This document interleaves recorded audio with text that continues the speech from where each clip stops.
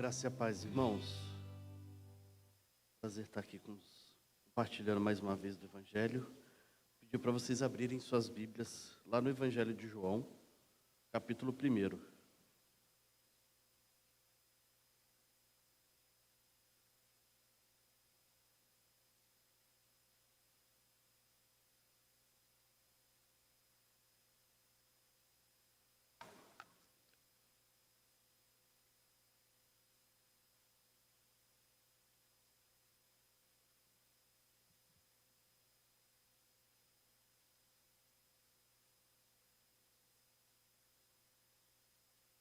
Evangelho de João, capítulo 1, nós vamos ler o verso 19 ao verso 31.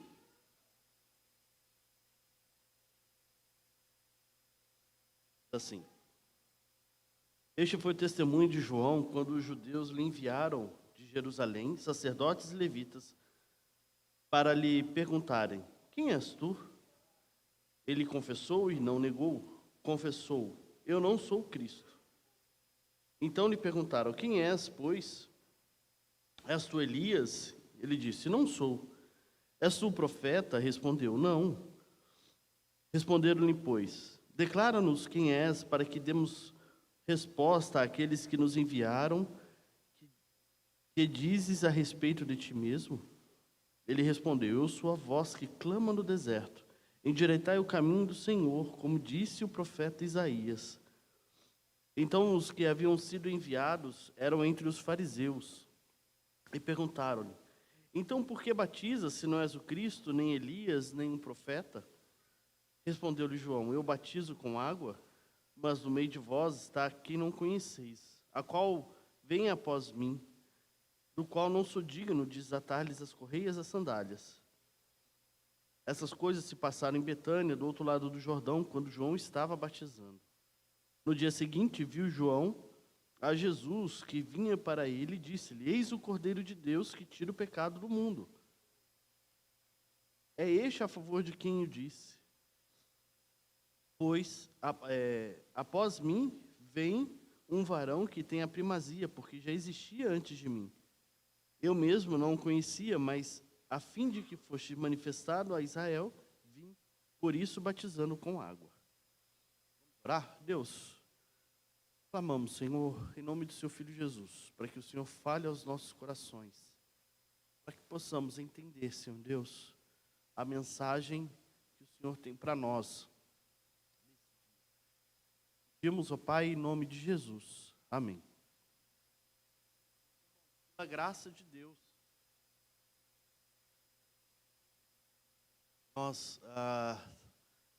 eu e minha família, nós estamos indo para Sudeste Asiático, né? E pela graça de Deus, nós temos já quase todo o dinheiro da passagem. Falta apenas R$ 2.500. Um valor de cerca de 30 mil que a gente precisa. E as minhas filhas são super empolgadas para andar de avião, tanto a Liz quanto a Esther. E a Esther fala o tempo todo: quero andar de avião, quero andar de avião. Aí a Liz chegou para mim outro dia e falou assim: Ô pai, a gente vai estar andando de avião lá no céu assim, né? E se o avião fizer assim, ó? Aí a Esther do lado falou: pai, se o avião fizer assim, você pega na minha mão? Pego na sua mão. Mas falei: não se preocupa não, que ele não vai fazer assim.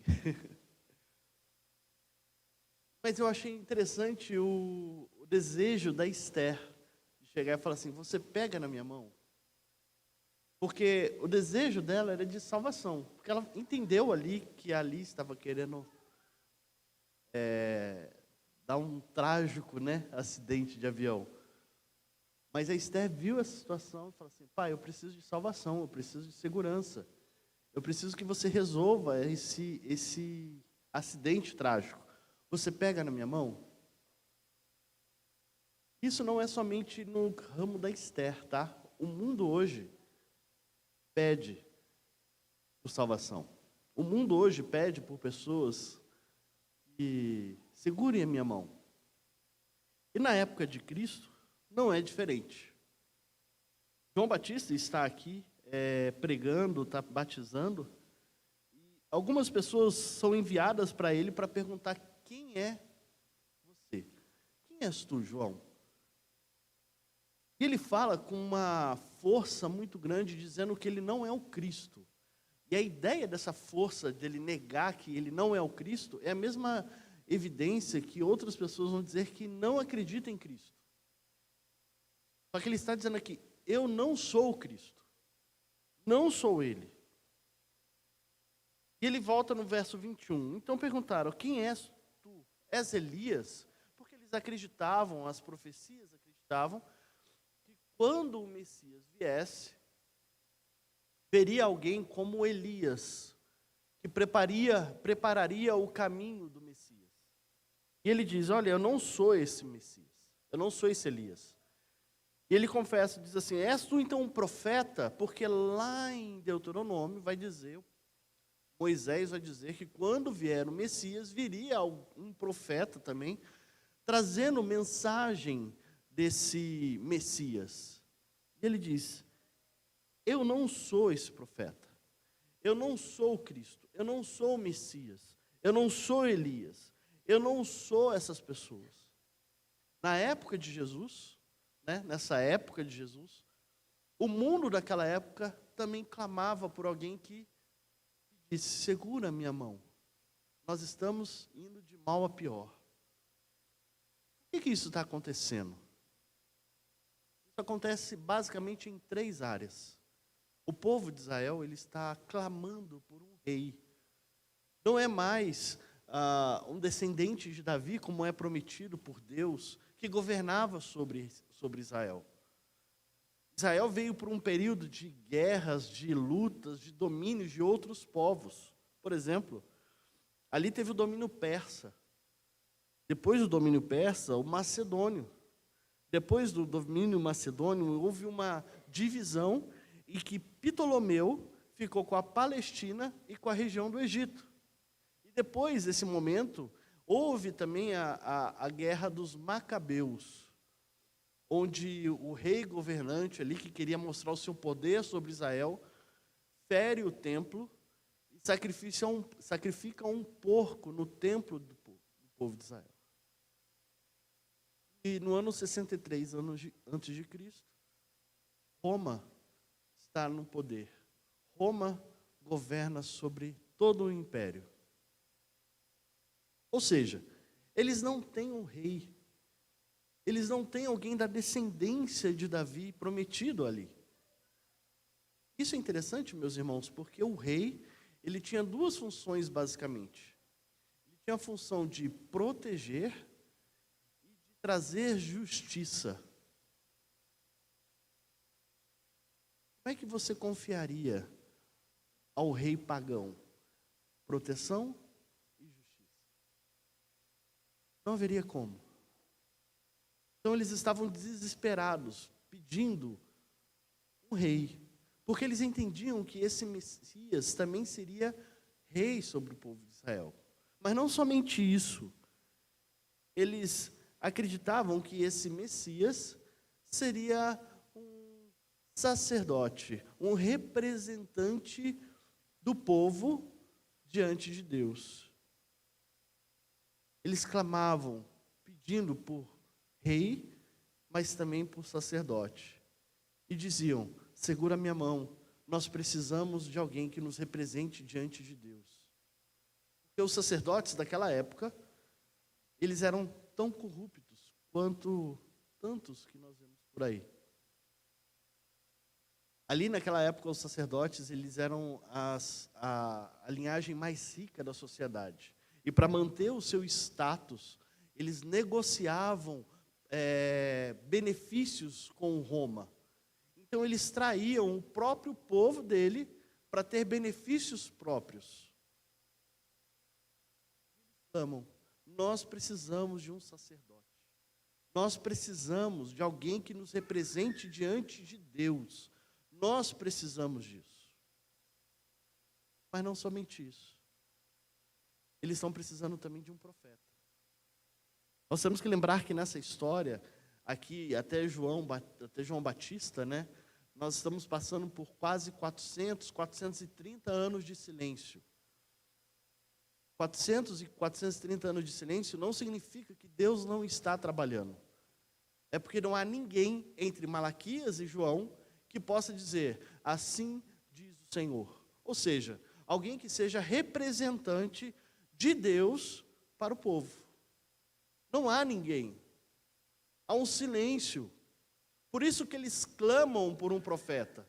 Porque não tem ninguém que diga, assim diz o Senhor. E aqui, meus irmãos, existe um povo bem interessante, que seria um povo dos fariseus, que surgiu ali na revolta dos macabeus. Eles que se levantaram e ganharam a guerra dos macabeus ali. Se você quiser saber um pouco mais de história, tem um livro deuterocanônico chamado Dos Macabeus. Esse povo era o povo dos fariseus. Nós conhecemos na história bíblica que o povo fariseu, eles não somente eram contrários ao povo de Israel, mas como também colocavam um peso muito grande nas costas daqueles que queriam seguir a Jesus, seguir a Deus. A história vai contar que eles determinavam até os passos que era para ser dados no sábado, né? No Shabá. Esses eram os fariseus. Esses é aqueles que se denominavam representantes de Deus. Era a parte mais pobre. Eles eram contrários aos saduceus, aos sacerdotes, que era a parte mais rica. Mas o povo clamava, nós precisamos de um profeta, de um rei, de um sacerdote. Nós precisamos de um Messias. Esse é o desejo do povo. Nós precisamos de um Messias. Por isso que eles veem João fazendo o que está fazendo e perguntam, é você o Cristo? És tu o Cristo? Isso é interessante, meus irmãos, porque não é muito diferente nos nossos dias. Se você olhar para fora, olhar o nosso mundo, você vai ver que nós também precisamos de profetas, rei e sacerdotes que nos representam.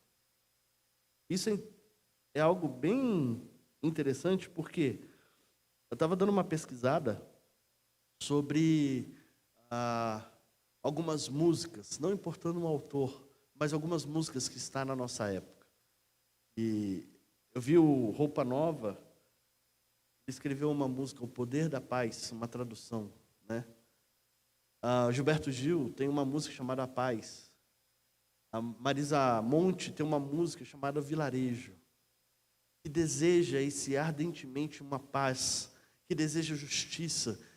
Essa música Vilarejo, ela vai mostrar que o desejo dela é que não haja mais crianças que tenham fome, que as mães tenham seios fartos para amamentar os seus filhos, que tenham pães para todas as pessoas.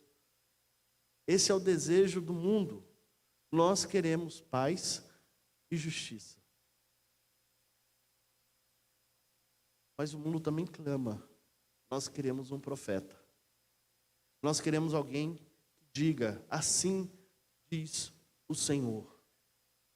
Porque, meus irmãos, quando nós olhamos na televisão, quando nós olhamos nos outdoors, nos jornais, e vemos cada profecia aí, misericórdia, né? Que é mais profetada do que profecia. Nós olhamos e falamos, mas não é isso que eu tenho aprendido. É isso que está na mídia, é isso que está aparecendo, é isso que ganha notícia. E você fala, mas isso é contrário à Bíblia. E o mundo clama, nós precisamos de um profeta. Nós precisamos de alguém. Não somente isso. Nós precisamos de um sacerdote. Nós precisamos de alguém que nos represente, porque as nossas mãos estão sujas de sangue. Eu dei uma breve pesquisada também, e nós temos a crise, a guerra, né, na Ucrânia com a Rússia, mas Nos países, existem 17 países que estão em guerras civis hoje. Síria, Iêmen, Congo, Afeganistão, Mianmar, Haiti, Turquia, Azerbaijão, Paquistão, Índia, Líbia, Somália, Etiópia, Sudão, República Centro-Africana, Moçambique, Nigéria e Mali. Não somente isso. Nós temos a fome, tráfico de drogas, nós temos prostituição, tráfico de mulheres. E há 2 semanas atrás, se eu não me engano, eu estive em Caraguá, na igreja do pastor Jonatas, que é mexicano, e eu conversando com a sua esposa, e ela falou algo assim que eu fiquei, imagino que o México era assim. Ela falou, olha, o México é lindo, fiquei 16 anos lá, um país maravilhoso. Só que lá é um país que não é para criança, não é para adolescente, porque eles roubam as crianças na cara dura. Você está na rua segurando o seu filho, eles vêm estar com gás de pimenta, spray de pimenta na sua cara, enquanto você está gemendo de dor, eles pegaram seus filhos e foram embora. Eu falei, isso é normal. Ela falou, os meus filhos não saíam na rua. E se eu saísse com eles, eu tinha que estar com alguém do país, algum mexicano, alguém ali para me proteger. Nossas mãos estão sujas de sangue. Nossas mãos estão manchadas pelo pecado. Precisamos de um sacerdote que nos represente. Precisamos do verdadeiro sumo sacerdote que nos represente. E Deus levanta pessoas que apontam para esse sumo sacerdote.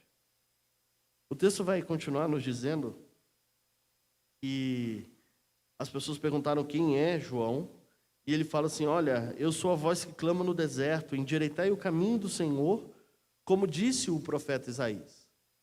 Aqui o que está acontecendo? O povo de Israel, ele está saindo da Babilônia. É uma profecia de Isaías. Eles estão saindo da Babilônia. Então Isaías está falando assim, olha, Deus, eles passaram 70 anos sofrendo lá na Babilônia. Faça com que essa volta para eles, para a Palestina, para o povo, para a terra deles, seja o menos sofrível possível. Que as terras sejam aplainadas. Que seja algo que eles cheguem aqui e não cheguem cansados. E ele está dizendo, eu sou a voz que pede isso. Endireitai o caminho do Senhor. Naquela época, existiam vários messias se colocando ali. Várias e várias pessoas se levantando como se fosse o Messias, o Cristo. E ele está dizendo assim, eu sou aquele que está pedindo, ouçam o verdadeiro Messias. Ouçam o verdadeiro Messias. Existem muitos aí. Mas eu estou pedindo, Senhor, endireitai os ouvidos deles, para que eles possam entender o verdadeiro Messias. E ele continua dizendo, ora, os que haviam sido enviados eram dos fariseus, né? Perguntaram, por que não batiza se não és o Cristo, nem Elias, nem um profeta? E aqui ele não responde essa pergunta. Ele fala assim, olha, eu batizo com água, mas havia alguém que vai batizar com fogo. Não somente isso. Esse alguém que virá após mim, eu não sou digno de desatar as correias das sandálias. Desatar as correias das sandálias era a responsabilidade do escravo, mas menos importante, vamos dizer assim. E os discípulos, eles deveriam fazer tudo o que o mestre desejasse, menos desatar a correia das sandálias. Tem um ditado que diz assim, todos os trabalhos que o escravo executa, um discípulo tem que fazer para o seu senhor, exceto desamarrar as sandálias. Isso é interessante, meus irmãos, porque lá em João capítulo 13, Jesus faz isso. Ele desamarra as sandálias. Ele faz isso. E o texto continua dizendo que no dia seguinte viu João a Jesus, que vinha para ele e disse: Eis o Cordeiro de Deus que tira o pecado do mundo. Vocês estão querendo um Messias? Vocês estão querendo que esse Messias seja profeta, rei, sacerdote? Vocês desejam isso? Eis o Cordeiro de Deus. Olha para Cristo Jesus. É Ele. Ele é o Messias. Cristo Jesus. Cristo Jesus. E aqui é interessante, meus irmãos, porque ele diz que Ele tira o pecado do mundo. A gente pensa em pecado muito de uma maneira individual, né? O que eu faço, o que eu penso, né? Mas eu já conversei isso com jovens, eu creio que existem três esferas de pecado. Existe o pecado individual, que nós cometemos. Existe o pecado comunitário, que nós cometemos como igreja. E existe o pecado estrutural, tá? O que é o pecado estrutural? É o que está no nosso mundo. É a lei do mais forte. É aquele que é o mais esperto, é o que ganha. E como diz aqui os brasileiros mais antigos vão saber disso, é a lei de Gerson. Pecado estrutural. Isso é interessante, meus irmãos, porque Cristo Jesus, ele não veio somente tirar o pecado que está nas nossas mãos. Ele veio tirar o pecado que está no mundo, que destrói o mundo. Cristo vem nos ensinar que não é o mais esperto, não é o mais valente, o mais forte que ganha, mas sim aquele que se doa, que se entrega. Ele ensina que melhor é dar do que receber. Eis o Cordeiro de Deus. Ele é o Cordeiro que, como diz lá em João capítulo 10, que se entrega e se deixa ser morto, para que um dia eu e você tivéssemos vida e vida abundante do lado do Pai. E isso aqui é muito interessante, porque no hebraico existem duas palavras para dizer cordeiro, tá? No nosso português a gente só tem uma, cordeiro é cordeiro. Mas no grego, melhor dizendo, existem duas palavras. A primeira aparece aqui em João capítulo 1. Eis o cordeiro. A ideia é que a palavra no grego aqui, cordeiro, é aquele que foi morto, tá? Aquele cordeiro de 1 ano que foi morto. Essa é a palavrinha usada no grego. O próprio João, lá em Apocalipse, quando está chorando copiosamente, porque não viu ninguém digno de abrir o livro, né? Lá em João capítulo 5, um dos anciãos toca no seu ombro e fala assim: não chores, porque existe o leão da tribo de Judá, que foi morto, e ele é digno de abrir o cordeiro, de abrir o livro. E quando ele levanta a cabeça, João, ele vê não um leão da tribo de Judá, mas ele vê um cordeiro. E a palavra cordeiro lá é diferente daqui.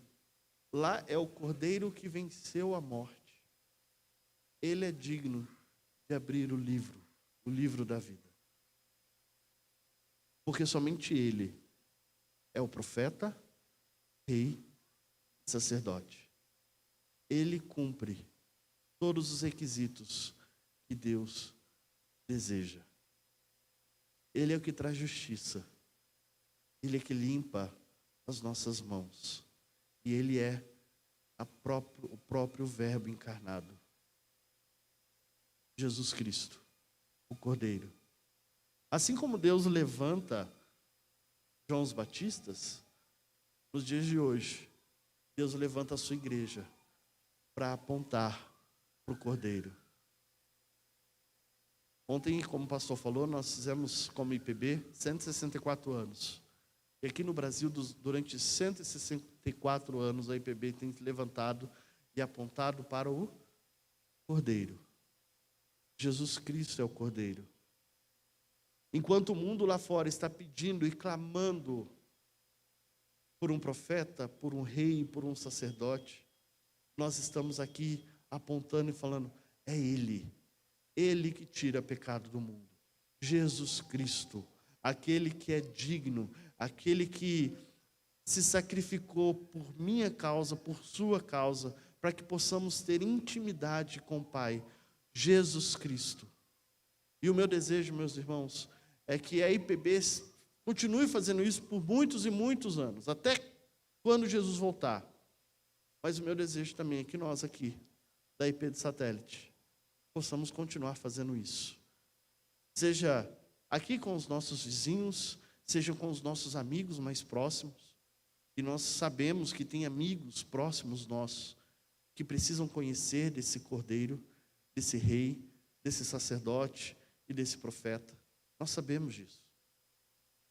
Deus te colocou ali para você apontar para Ele, para o Cordeiro. Nós desejamos que a IPSAT continue apontando para o Cordeiro, não somente aqui no Brasil, mas também lá na Indonésia com a gente, lá no Iraque, lá na Jordânia, em tantos e tantos lugares que estão em guerras, que estão lutando, que existem pessoas que necessitam ouvir, conhecer o Cordeiro do Senhor. Que Deus nos abençoe, que Deus nos capacite a isso. Amém.